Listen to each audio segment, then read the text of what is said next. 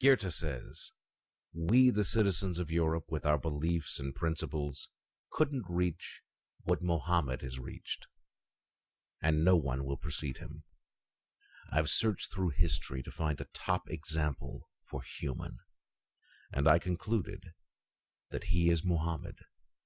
Therefore the truth must be revealed and raised, as Mohammed has succeeded, the one who bowed the whole world by the word of monotheism." Leo Tolstoy, the Russian writer who was forbidden by the church for his enterprise and free ideas, says, "I am one of those who, blinded by the prophet Mohammed, was chosen by the only God to fulfill his message, and to be the last prophet. And it is proudly enough that he has guided a whole nation to the light of truth, and made it live peacefully, and has opened it to the paths of prosperity and civilization." Alphonse de Lamartine, the French poet, says, "The remarkable incident in my whole life is that I have studied the life of the Prophet Mohammed, and I have realized its greatness and eternity. Who dare to compare any man from history with the Prophet Mohammed? Who is greater than him, looking to all criteria measuring man's greatness? His behavior in the time of glory, his ambitions to spread the message, his long-lasting prayers, and his celestial interlocution are all evidence to a perfect faith that helped him establish the basics of his message. The messenger, the project, the conqueror, the corrector of the beliefs, the one who established worshiping which is not dependent on images, is Mohammed. He has destroyed all beliefs, adopting mediator between the Creator and his creation." The Swiss theology scholar, Dr. Hans Kuhn, who believes that Jesus is just a man and a prophet who was chosen by God, says, "Mohammed is a real prophet, with all the meanings. We cannot deny that Mohammed is the guide leader to the path of survival. What is remarkable about Mohammed is that his life details and biography and virtues are all recorded in history. There are no mysteries in any part of his life. This was confessed by one of the most famous Western historians, the British Arnold Toynbee, who says, "Those who want to study the scented prophetic biography find much information they cannot find in such detail about the lives of other prophets." The famous Orientalist, Gustave Le Bon, says, "We know well enough about Mohammed's life, but the life of Jesus is nearly unknown, and you will not find details about his life in the Bible."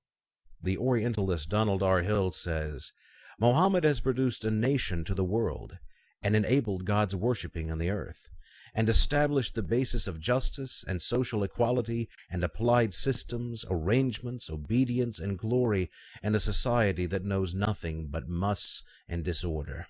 George Bernard Shaw, the philosopher, says, "I've studied Mohammed as an amazing man, and I've found him away from antagonizing Jesus. He must be called the savior of humanity." Nowadays, Europe starts to understand the faith of monotheism, and maybe more than that, it confesses the ability of that faith to solve its problems by a way leading to peace and happiness. So, through that essence, you should understand my prediction. If we judge the greatness by measuring the influence of that great on the people, so we should say that Mohammed is the greatest great in history. He stopped racism and myths, and established over Christianity and Judaism and his country's religion a very clear and a strong religion that succeeded in being, until these days, a power with great danger. History has no man, except Mohammed, who is a message carrier, a nation establisher, a founder of a country.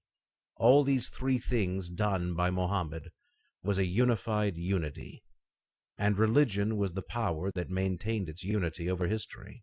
François-Marie Arouet, Voltaire, the French philosopher, says, "The Prophet Muhammad played the greatest role a man can do on earth. He brought a book and fight, and that is the least thing you can say about Muhammad. Islam never changed, but you and your priests have changed your religion 20 times. Michael H. Hart, in his recently published book, The 100, a ranking of the most influential persons in history, says, Muhammad was the only man in history who was supremely successful on both the religious and secular levels. Finally, we mention what the Russian poet Pushkin said. The chest was cut, remove from it the beating heart. The angels washed it, replaced it again. Arise, you prophet, move around the world. Enlighten the hearts of the people.